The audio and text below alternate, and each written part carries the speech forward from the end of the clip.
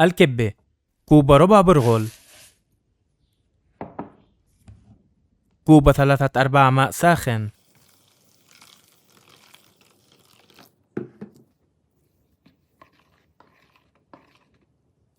يترك مدة ساعة. الحشوة: 3 ملاعق كبيرة زيت، يوضع على نار متوسطة. 3/4 كوب بصل مفروم،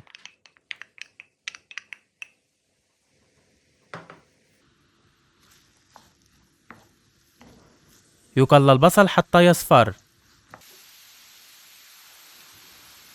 كوب ونصف لحم مفروم ناعم، يقلب حتى ينضج. ملعقة ونصف صغيرة ملح، ملعقة صغيرة سبع بهارات، ربع كوب جوز مفروم. يقلب دقيقتين ثم يرفع عن النار.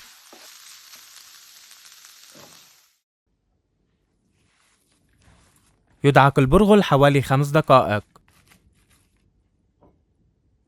كوب لحمة مفرومة ناعمة مطحونة،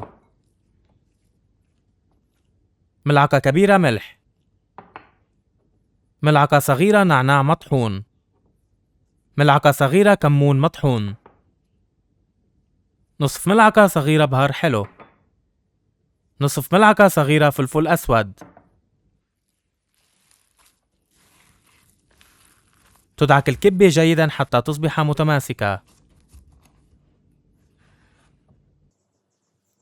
ماء: يؤخذ قطعة من عجينة الكبة وتكور. تجوف الكرة بالإصبع بعد تبليل اليد بالماء.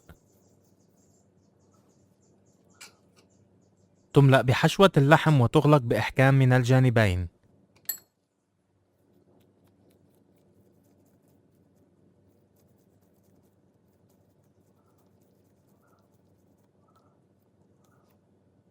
تصف الكبة المحشوة على صينية، ولا توضع فوق بعضها حتى لا تلتصق ببعضها.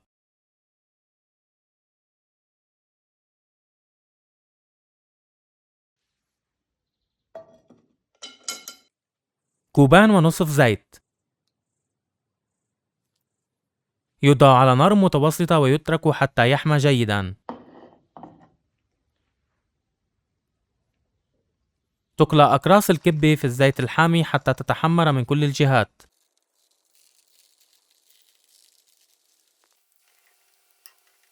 ترفع عن النار وتوضع في طبق جانبا.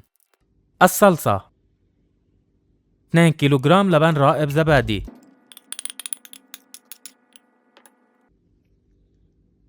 ربع كوب نشا،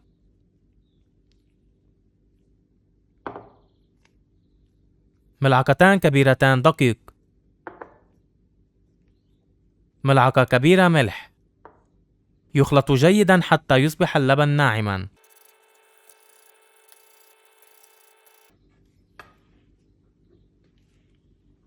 نصف كوب أرز مصري مغسول ومصفى،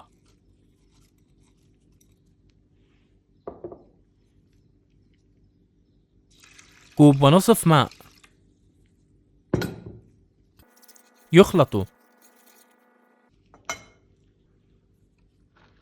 يوضع على نار متوسطة.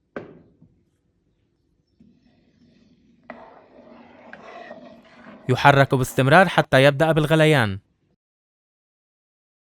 تخفف النار ويترك حوالي 20 دقيقة مع التحريك بين الحين والآخر.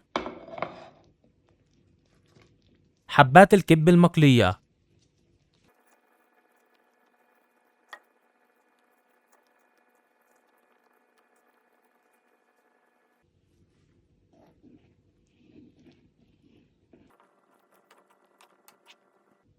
يترك يغلي حوالي 5 دقائق. ملعقة ونصف صغيرة نعناع يابس مطحون. يقلب ثم ترفع عن النار.